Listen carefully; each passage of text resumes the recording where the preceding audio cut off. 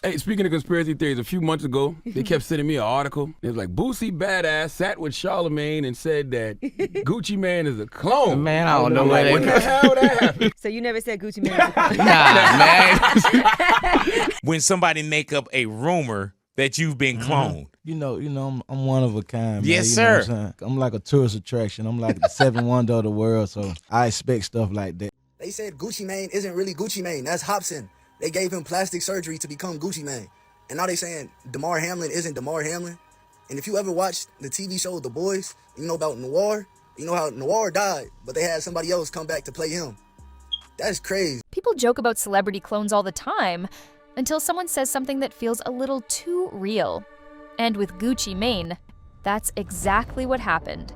The moment he walked out of prison looking like a completely different person, fans started whispering that something wasn't right. Former friends hinted at it. His ex spoke on it. And then Kanye jumped in and added fuel to the fire. Suddenly, what started as a wild rumor turned into a theory people couldn't ignore.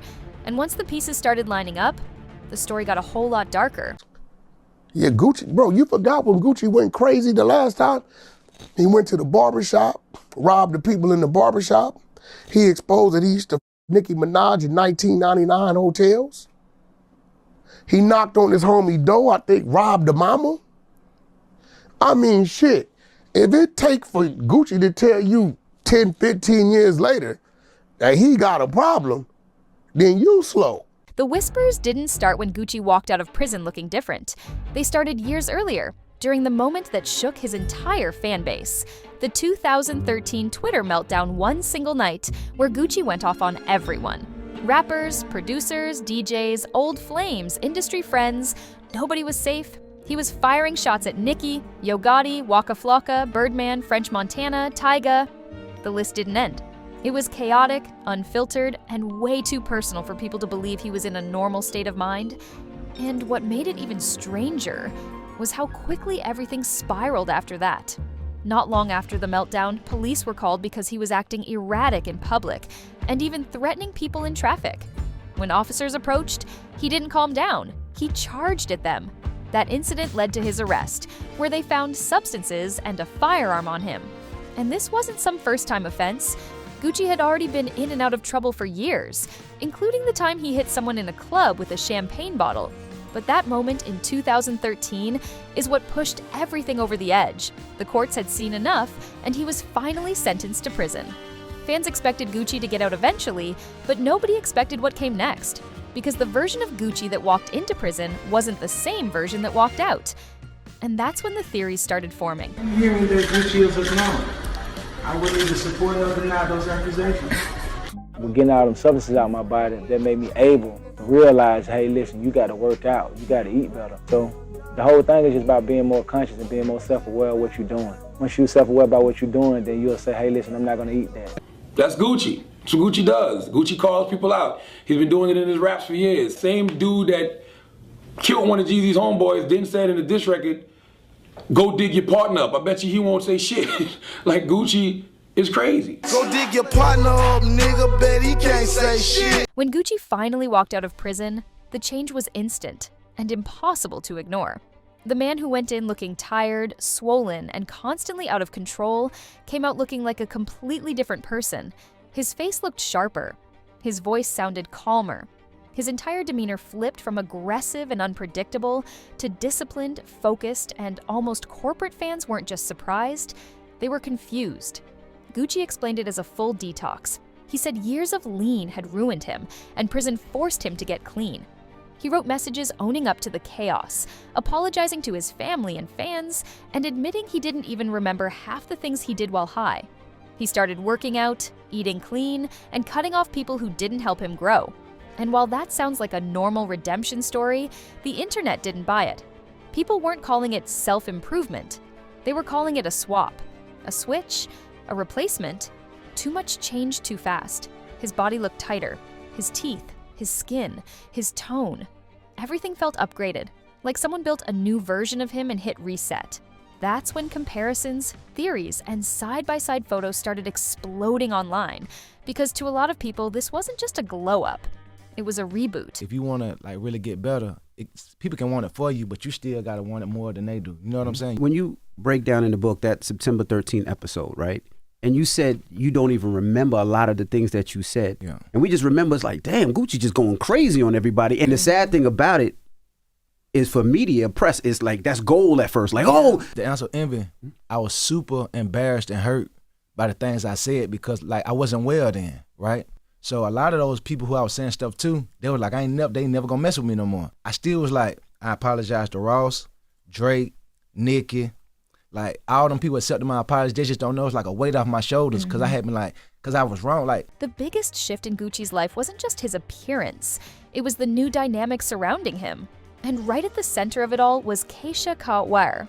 The moment Gucci came home, people noticed she wasn't just his partner, she was running everything around him. His social media, his interviews, his business moves.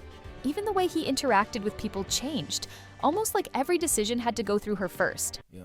I tried to reach out to Kim when Kanye was going through an episode. It bothered me so much, but I don't know her, and I didn't want to feel like a groupie. I want to talk to her so bad. Like, I can help you, but I never was successful. Fans started calling her a handler, not a wife.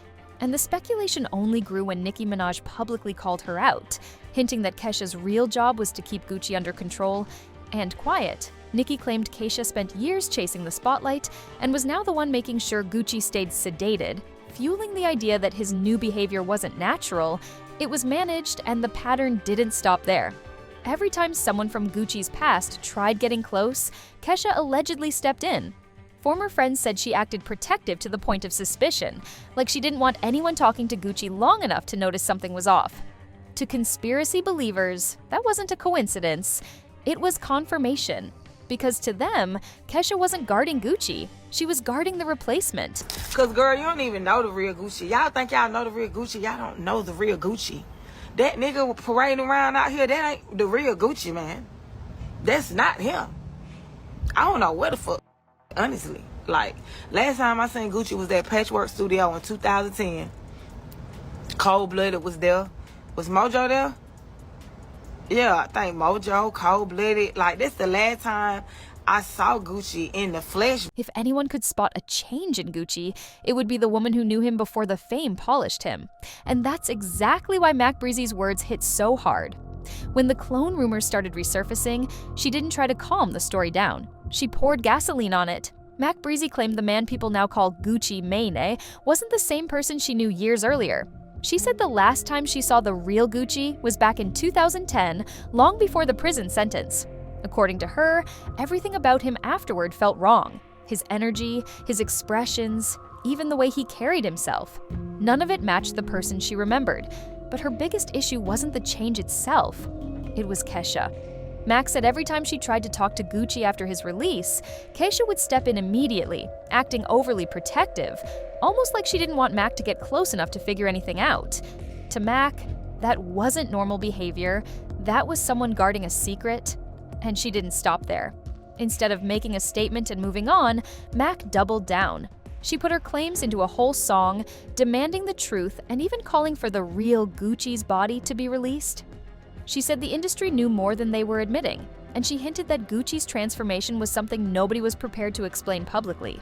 Her tone wasn't playful. It wasn't bitter.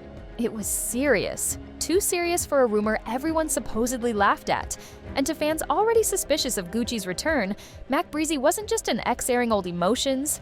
She was a whistleblower. I've been personally playing for about 8 years now. It started around when around Illmind 5 when that came out,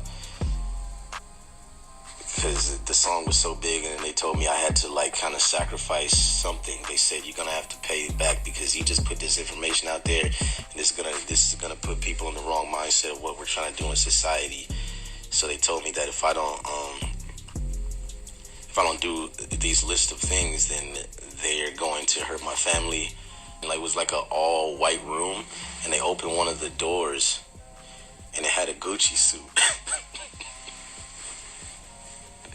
A Gucci bodysuit.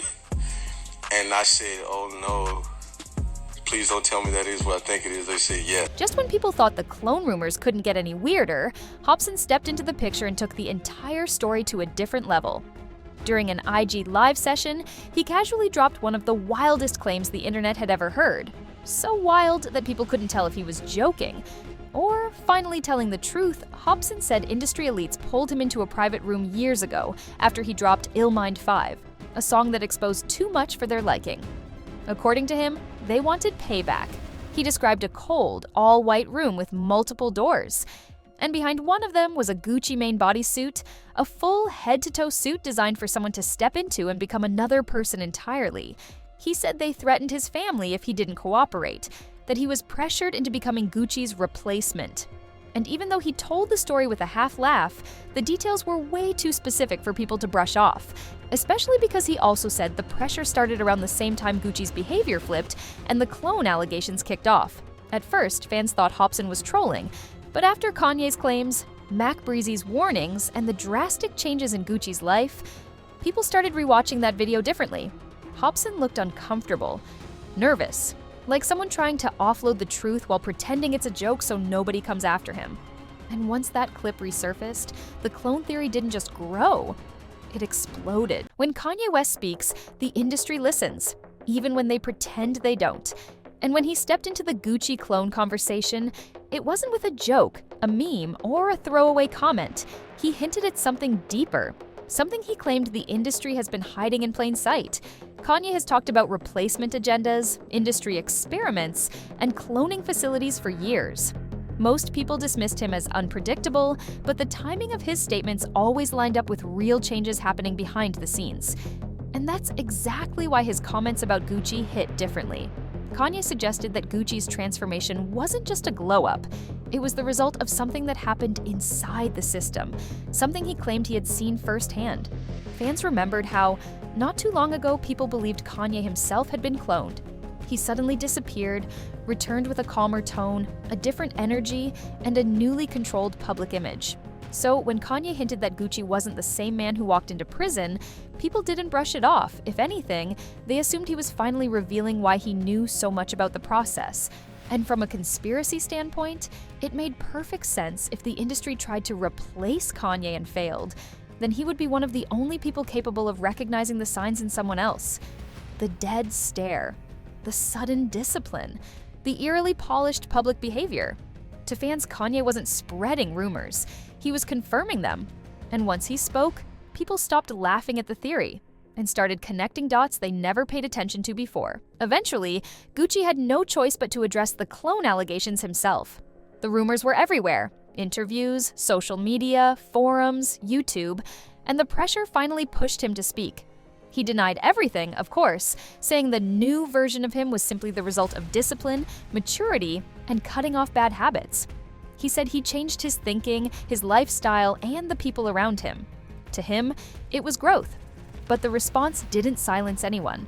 If anything, it made people even more suspicious. Fans said his explanation sounded rehearsed, almost like something written for him. Others claimed the way he spoke felt too calm, too monotone, too unlike the chaotic personality they remembered. Instead of reassuring the public, his denial became another piece of the puzzle. And every time the clone theory started to fade, something pulled it right back. Hopsin's old clip resurfaced. Kesha's name trended from another controversy. Mac Breezy made a subtle post. Kanye dropped another cryptic comment. Or Gucci showed up to an event looking slightly different again. Every new moment reopened the conversation, keeping the theory alive no matter how many times Gucci tried to shut it down. To this day, people still debate it. Some believe it's just a wild internet myth. Others swear the switch was too perfect to be natural. But one thing everyone agrees on: the Gucci that came out of prison wasn't the same man the world knew before. And that mystery is exactly why the theory refuses to die. At the end of the day, nobody knows the full truth. Maybe Gucci really did transform his life in the most dramatic way possible. Maybe jail forced him into a level of discipline he never had before. Or maybe the people who insist something feels off are picking up on a detail the rest of the world keeps brushing aside. Because when you stack everything together, the sudden personality shift, the physical changes, the strange behavior, the controlling dynamics around him, the warnings from people who knew him, and the celebrities hinting at things they shouldn't, it's no surprise the theory never dies. The story has too many cracks, too many unanswered questions, and too many voices saying the same thing from different angles. So at this point, the debate isn't whether the rumors are true, It's why they've stayed alive for this long. If Gucci wasn't replaced, then what exactly happened during those years we didn't see? And if he was, why did so many people close to him keep trying to warn us? Let me know your thoughts below, because this story isn't going away anytime soon.